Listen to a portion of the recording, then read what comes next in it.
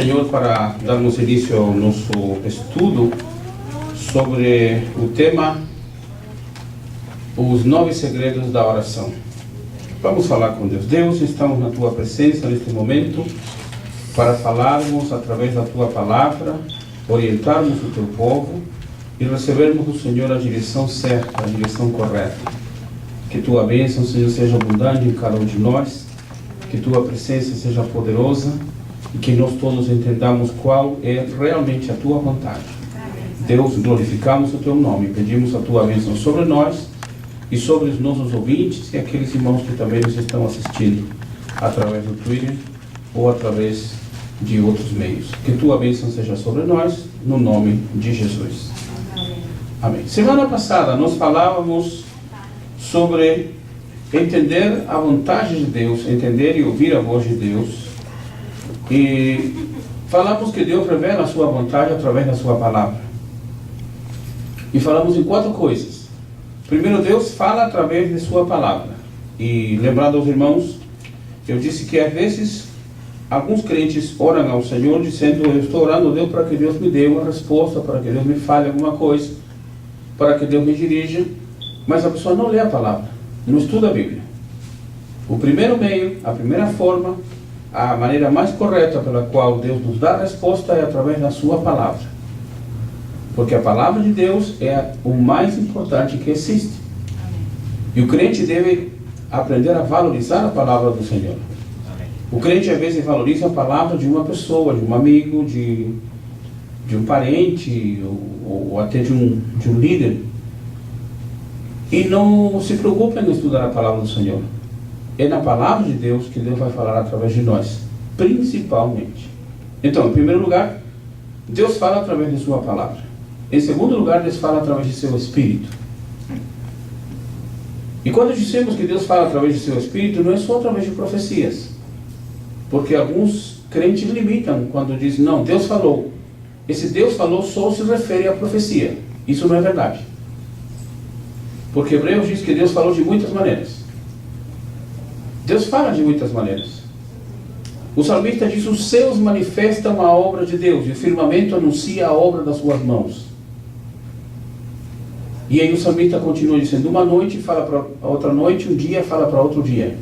Sem linguagem, sem fala, veja que interessante, sem linguagem, ou seja, não há uma linguagem coreano, chinês, francês, alemão, português, espanhol, inglês.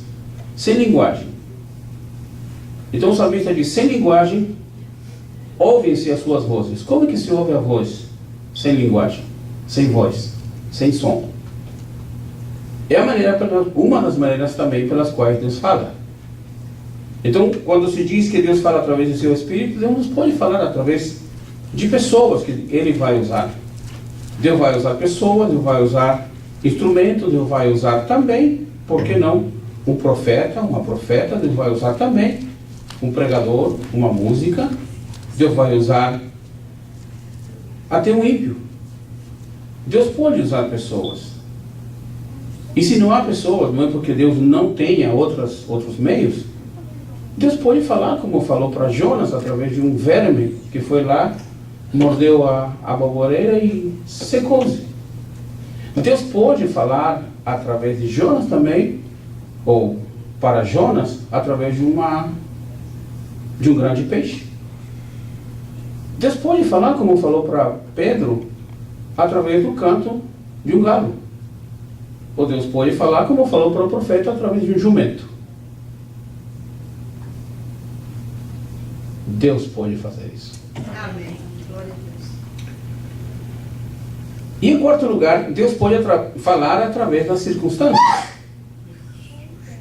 Quando Deus fala através das circunstâncias, é porque se a porta se fechou, se alguém espirrou forte, assustou os outros, são circunstâncias, são momentos, são ocasiões, são momentos em que Deus pode falar. Se uma porta se fechou, se a porta se abriu, se a pessoa está buscando algo e não encontra, ou de repente não está buscando, mas chega bem próximo ou bem fácil, é porque Deus está falando através também das circunstâncias. E é necessário entender que que essas circunstâncias acontecem por uma determinação de Deus. Quando o servo do profeta falou para o profeta: estou vendo uma nuvem do tamanho da mão de um homem. O profeta diz: é agora que vem a chuva. Mas espera aí, uma grande chuva, um torrencial, só pelo fato de ter uma nuvem pequenininha, não importa o tamanho da nuvem. O que importa é o que controla a nuvem, que é o nosso Deus. Amém? Então, o objetivo principal da oração não é mudar o propósito de Deus. O propósito fundamental da oração deve ser esquadrinhar o coração de Deus. E quando se esquadrinha o coração de Deus, então deve haver um propósito superior, que é entender e conhecer o caráter de Deus. Ou seja, quando vamos orar, temos que orar com inteligência, com sabedoria. Vou falar novamente, não é que você não tenha entendido, mas para destacar. O propósito principal, o objetivo principal da oração não é mudar o propósito de Deus. Se a pessoa está orando para que Deus mude seu propósito, meu conselho é que desista de orar, porque não vai acontecer. Não é como o filho meio pirracento, meio teimoso, que quando quer alguma coisa e não lhe dão, se joga no chão. E fica no chão só até receber aquilo que pediu. Não é assim. Com Deus não acontece isso. Se você quer se deitar, rolar, correr, chorar, gritar, faça o que você quiser. Você não vai mudar o propósito de Deus. Nem eu. Nem todos juntos. Às vezes a pessoa diz: que eu estou passando problemas. Tolo é o crente que pensa que Deus vai atender sua oração porque está passando problema. Sabia disso? Que eu estou tendo uma necessidade. Tolo é o crente que acha que Deus vai atender a sua necessidade, porque está passando a necessidade. Se assim for, nós temos países na África que há milhares e milhões de pessoas que estão morrendo de fome. Por que Deus não socorre essas pessoas? Porque Deus não pode? Porque Deus não quer? Deus não se move por causa da sua ou da minha necessidade. Deus não se move por causa da sua ou da minha teimosia. O que move a mão de Deus, o braço de Deus e a ação de Deus é a nossa fé. Amém? Não é a minha necessidade que vai mover o coração de Deus. Aí você diz: então Deus é um Deus insensível? Não, não é insensível. Há crentes que estão passando necessidade, não é por causa de Deus, é por causa da própria pessoa. Desobediência, pecado, afastado de Deus, teimoso. E Deus deixa. Quer ser teimoso? Continue. Quer ficar deitado no chão? Fica. Quer chorar? Chora. Quer passar necessidade? Passe. Deus não vai se movimentar por causa disso.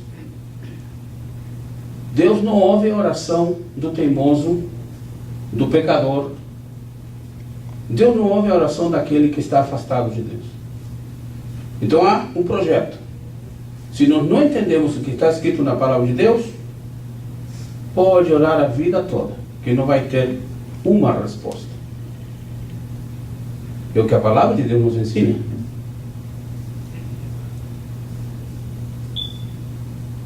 Não é porque a pessoa às vezes queira ser mais bonzinha do que outra.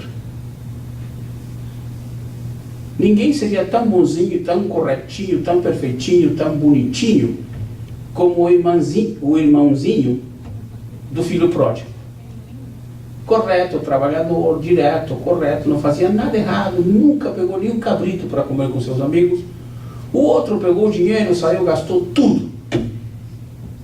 E voltou, e quando voltou fizeram uma festa para ele. E o certinho ficou bravo. Não se alegrou porque seu irmão voltou. Não se alegrou porque seu irmão se recuperou. Era tão santo que não tinha tempo para se preocupar com seu irmão. Aí ele vai e fala para seu pai: pai, tem alguma coisa errada aqui. Esse aqui pegou teu dinheiro, se afastou, gastou, fez tudo o que quis, voltou sem nada. Quando chega aqui, o senhor faz uma festa para ele. Para mim não fez nada, não me deu nada. Aí Jesus diz: não te dei porque você não pegou. É saber fazer a coisa certa. Se entendemos o coração de Deus, aqui que está o segredo. Aqui que está o ponto principal. O objetivo principal da oração não é mudar o propósito de Deus. Se alguém está nesse propósito, desista.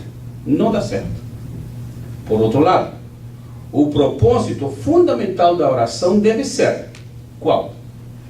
Esquadrinhar, número 1, o coração de Deus. Número 2, e quando se esquadrinha o coração de Deus, então deve haver um propósito superior, não é Deus, é mim que estou orando.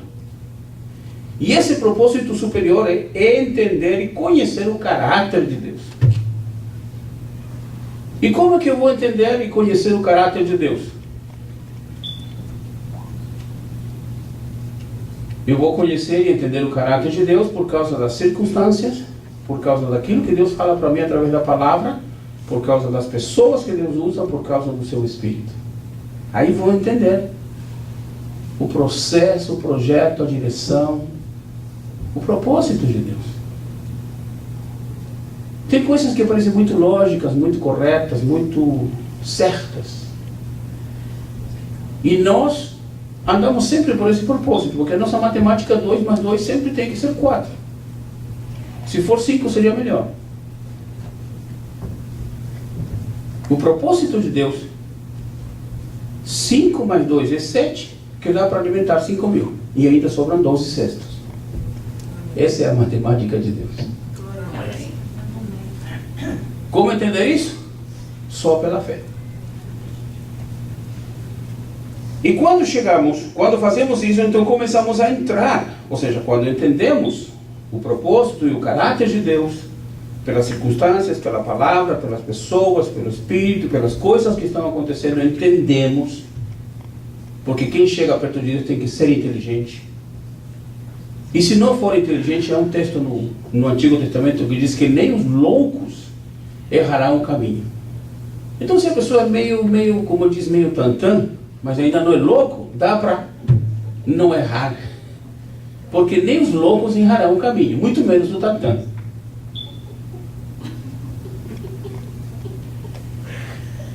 Maravilha. E quando fazemos isso, então começamos a entrar em seus propósitos. Quando entendemos, quando compreendemos, quando sabemos. Não se usa muito essa frase no Brasil, que para quem sabe ler?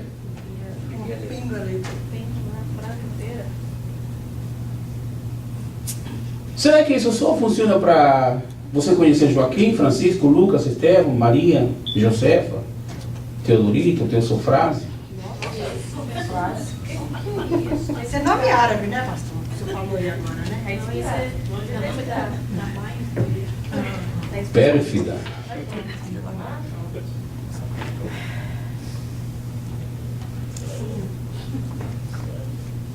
Então, e quando fazemos isso, então começamos a entrar em seus propósitos. Por exemplo, veja aí que coisa interessante. Quando Paulo orou ao Senhor pedindo para Deus retirar o seu espinho na carne, aí temos um problema. Paulo tem um espinho na carne. Aí temos uma necessidade. Paulo queria se ver livre desse problema. Temos uma outra coisa que é mais fundamental em tudo isso. Paulo era um homem que temia o Senhor. Paulo era um homem que estava obedecendo ao Senhor. Isso entra em projetos interessantes, bonitos e maravilhosos. Então, Paulo orou ao Senhor pedindo para retirar o espinho na carne. E o Senhor lhe deu a resposta. E qual foi a resposta do Senhor para Paulo? A minha graça te basta. Será que Deus tem prazer em que um servo dele tenha um espinho na carne?